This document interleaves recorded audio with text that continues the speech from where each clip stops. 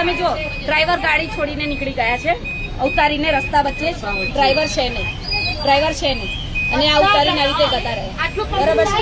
આ જો આ પબ્લિક જો ગાડી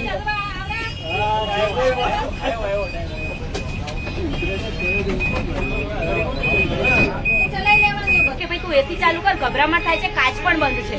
બરાબર. અત્યારે તમે જુઓ તો રસ્તામાં ગાડી ઉભી કરી દીધી છે. અમને બધાને એવી દાદાગીરી કરીને ધમકી આપે છે કે તમે બધા અહીંયાથી ઉતરી જાઓ. અને અત્યારે જો એસી ચાલુ થઈ ગયું, અત્યારે ઠંડો પવન આવી રહ્યો છે. બેન આવે છે ને પવન હવે આવે છે બીજી, અને અહીંયા બધા હેરાન થઈ રહ્યા છે. અને આ ડ્રાઈવર તો નીકળી જ જાય છે. જો અહીંયાથી જો આ ડ્રાઈવરે રસ્તામાં ઉભી રાખી છે અને આ ભાઈ છોડીને જતા રહ્યા છે. આ બધી પબ્લિક જો ઘરે જવા પાડી. સોમવારનો આજે બધાને ઉપવાસ છે. દીકરીઓએ શ્રાવણ મહિનાનો ઉપવાસ કરેલો છે. આ બધા લેડીઝો છે અને આ બધા જો હેરાન થઈ રહ્યા છે. એસી કે બગડી ગયું છે. અત્યારે એસી ચાલે છે ને બેન?